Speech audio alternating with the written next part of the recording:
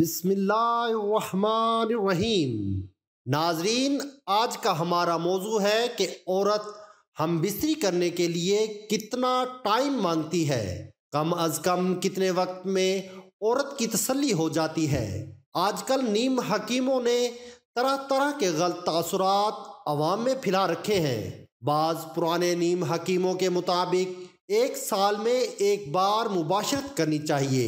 نیم حکیم تو یہاں تک کہتے ہیں کہ مہینے میں 1 سے زیادہ کا حقیقت سے کوئی لینا دینا نہیں۔ بات اگر مباشرت کی کرتے ہیں تو یہ اپنی قبر خود کھودنے کے مترادف ہے۔ کیا آپ نے کبھی سنا ہے کہ کوئی انسان اس لیے مر گیا کیونکہ وہ اپنی بیوی سے 1 ہفتے میں 2 بار مباشرت کرتا تھا؟ جی نہیں۔ تو مطلب صاف واضح ہے کہ یہ سراسر عوام کو بیوقوف بنانے اور پیسے بٹورنے کا ایک ذریعہ ہے اور کچھ نہیں۔ بہت سے ایسے لوگ ہیں جو ایک دن میں 2 بار بھی مباشرت کرتے ہیں، لیکن وہ بالکل تندرست اور صحت مند ہے، نہ ہی ان کو کوئی بیماری لگی ہے اور نہ ہی کسی جنسی کمزوری نے انہیں چھوا بھی ہے۔ مغربی ممالک میں لوگ ہم سے زیادہ مباشرت کرتے ہیں، لیکن وہ تو بالکل صحت مند ہوتے ہیں، بلکہ ہم سے زیادہ صحت مند ہوتے ہیں۔ جدید سائنس یہ بات ثابت کر چکی ہے۔ جو لوگ کم از کم 1 ہفتے میں 2 بار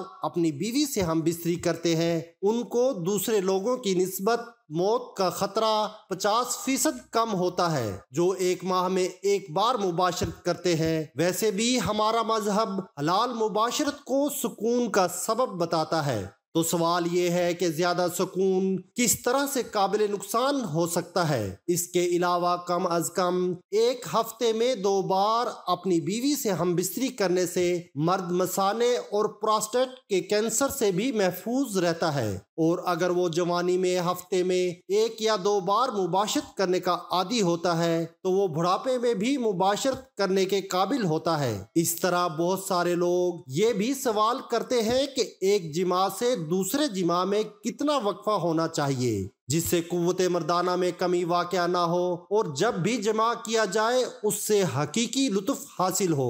حقیقی لطف حاصل ہونے سے مرد کی جنسی قوت کمزور نہیں ہوتی اور عورت بھی مطمئن اور خوش رہتی ہے۔ طبی لحاظ سے 3 یا 7 یوم بعد جماع کرنا چاہیے۔ 3 دن سپرمز بنتے ہیں اور 4 دن بعد تحلیل ہو کر جسم کا حصہ بن جاتے ہیں، کیونکہ دن میں 2 بار یا روزانہ جماع کرنے سے چند ہی روز میں شدید کمزوری، سستی اور بلڈ پریشر کا لاحق ہو سکتا ہے، اور اکثر جوڑوں کا پانی ختم ہو جاتا ہے۔ جوانی میں ہی گھٹنے آواز کرنا شروع کر دیتے ہیں۔ اس نقصان کی کسی بھی صورت تلافی نہیں ہو سکتی۔ خلاف ورزی کرتے رہنے سے آخر میں افسوس کرنا پڑتا ہے۔ زیادہ منی کا اخراج بار بار نہیں ہو سکتا کیونکہ یہ چیز انسانی جسم میں وافر مقدار میں نہیں بنتی۔ طبی لحاظ سے 4 یا 7 یوم بعد جماع کرنے سے جسم میں مختلف امراض یعنی کسی قسم کی کمیاں یا کمزوری نہیں ہوتی اور قدرتی حقیقی لطف حاصل ہوتا ہے۔ جنسی عدم کارکردگی، جنسی غیر فعالیت یا پھر جنسی بدنظمی ایک طرح کی مشکل صورتحال ہے جو ایک شخص یا ایک جوڑا ایک عام جنسی سرگرمی کے دوران محسوس کر سکتا ہے۔ اس میں جسمانی لذت، خواہش، ترجیحات، اشتعال یا ماقبل مباشرت خواتین کے سیال مادے کا جمع ہونے سے متعلق ہو سکتا ہے۔ طبی تشخیص کے مطابق جنسی عدم کارکردگی کے لیے یہ ضروری ہے کہ ایک شخص انتہائی تناؤ اور بین شخصی کھنچاؤ کے مرحلے سے گزرے۔ یہ تکلیف دہ دور کم از کم 6 مہینے تک کی میعاد پر محیط ہونا چاہیے۔ اس میں مختلف مادوں یا طبی کیفیات سے رونما ہونے والی جنسی عدم کارکردگی شامل نہیں ہے۔ جنسی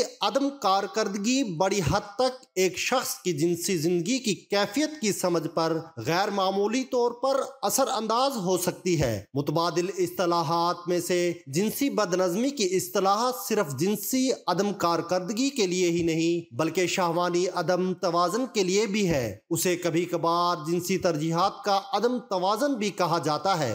مرد سیکس کے دوران کیا کیا غلطی کرتے ہیں۔ کسی دوسری عورت کے ساتھ ماضی میں ہوئے تجربے کی بنیاد پر مرد ایسا مان کر چلتے ہیں کہ سیکس کے دوران خاتون کو کس بات سے مزہ ملے گا اور اسے کیا کرنا چاہیے۔ مردوں کی یہی سب سے بڑی بھول ہے۔ زیادہ تر مرد یہ مان کر چلتے ہیں کہ انہیں سیکس کے بارے میں کچھ زیادہ ہی علم ہے۔ کچھ مردوں کے دعوے تو یہاں تک ہے کہ وہ سیکس کے معاملے میں واتسیان سے بھی زیادہ ماہر ہیں۔ سیکس کا مزہ کیسے اٹھا سکتے ہیں اس کے بارے میں تقریباً ہر ایک مرد کی من میں ایک جیسے ہی خیال ہوتے ہیں، جبکہ حقیقت یہ ہے کہ ہر مرد عورتوں کی جنسی خواہش کے بارے میں خدشاتی خیال بنا کر بیٹھتے ہیں، اور یہی خدشہ آخر ان کی غلطیوں میں تبدیلی لاتی ہے۔ سیکس کے دوران خاص طور پر یہ کچھ غلطیاں ہیں جو مرد ہمیشہ دہراتے ہیں۔ اچھے سیکس کے لیے کتنا ضروری ہے فور پلے۔